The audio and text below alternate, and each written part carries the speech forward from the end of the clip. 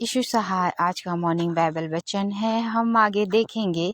बीज बोने का दृष्टांत सुनो। देखो, एक बीज बोने वाला बीज बोने के लिए निकला और बोते समय कुछ तो मार्ग के किनारे गिरा और पक्षियों ने आकर उसे चुग लिया, और कुछ पथरीली भूमि पर गिरा जहाँ उनको बहुत मिट्टी न मिली और नरम मिट्टी होने के कारण जल्द उग आए, और जब सूर्य निकला तो जल गए और जड़ न पकड़ने के कारण सूख गया।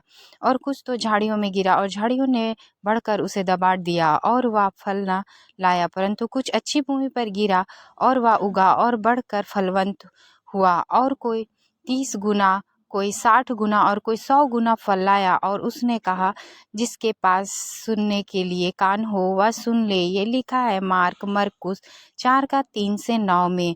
यहाँ पे बहुत सारी भीड़ जब प्रभु यीशु के पास इकट्ठा होने लगी तो वे झील के किनारे थे, तो वे नाव में बैठ गए और बहुत सारे लोग झील के किनारे खड़े होकर उनके सुसमाचार और वचनों को सुनने लगे।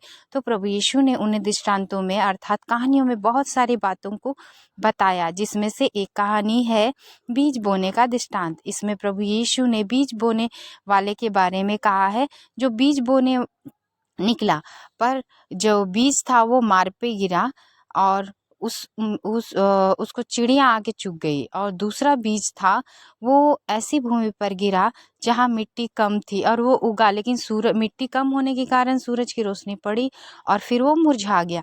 दूसरा झाड़ी के बारे में बताया है, मतलब कि दूसरा बीज के बारे में बताया, उन झाड़ियों के बीच में गिरा जो बढ़कर उसे दबा दिया, क्योंकि जब वो छोटा था तो उगा, लेकिन जब झाड़ियाँ बढ़ने लगी तो उस बीज को दबा दी इस तरह से। और कुछ अच्छी भूमि पे गिरा और वो बढ़कर फलवंत हुआ और 30 गुना, 60 गुना और 100 गुना फल लाया।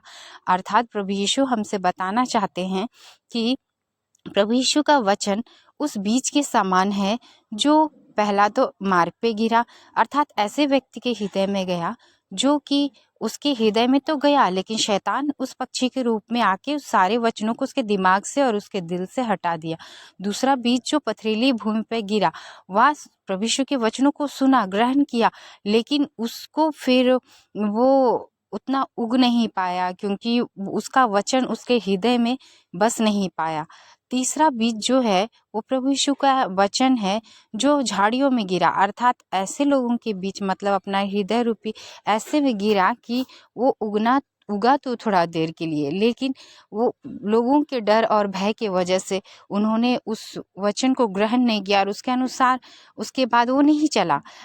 और जो चौथा बीज था, अर्थात वो अच्छा बीज जो मनुष्य के हृदय में, उन लोगों के हृदय में गया और उनके हृदय उसको ग्रहण किए और उसके अनुसार उन्होंने अपना जीवन व्यतीत किया, और इस तरह वे जीवन में 30 गुना, 60 गुना और 100 गुना का फल उस वचन के द्वारा आशीषों को पाए।